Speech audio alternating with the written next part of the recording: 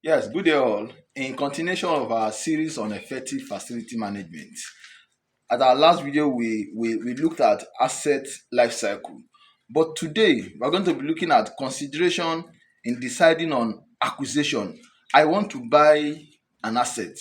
We're going to be looking at what you need to consider in investing your money, your hard-earned money, in purchasing that asset, either in building, either in doing some other thing that has to do with a tangible asset.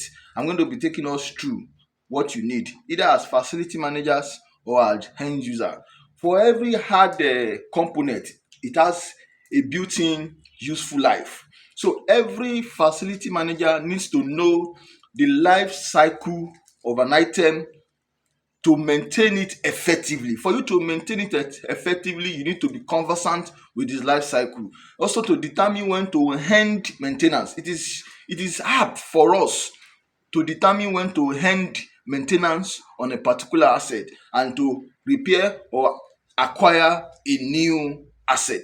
These are what you need for you to effectively manage an asset. Also, as an end user, a demand organization, you also need to know what you intend buying, what you intend acquiring, what you intend building. You need to know what is going to entail. You need to know the effective way of managing that asset in terms of cost, in terms of manpower, in terms of spares replacement, spares availability in your local environment. For you to invest in an asset, either building an asset, you need to be conversant with that asset.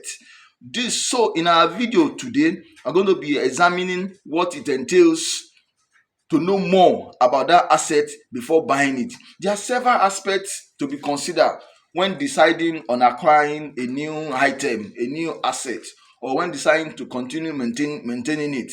These aspects include what we term as life cycle costs, maintainability, performance, and energy use. Then we have sustainability.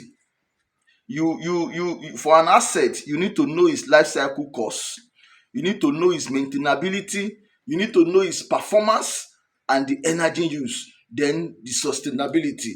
You don't just invest your resources on acquiring an asset without knowing what that asset entails, without knowing how you are going to manage that asset, without knowing more or the usefulness of that asset to you. Because it's by you knowing the usefulness of the asset to you, then you are now going to know how you are going to effectively manage it and how it's going to generate income for you. In our next video, I'm going to be taking life cycle costs in details.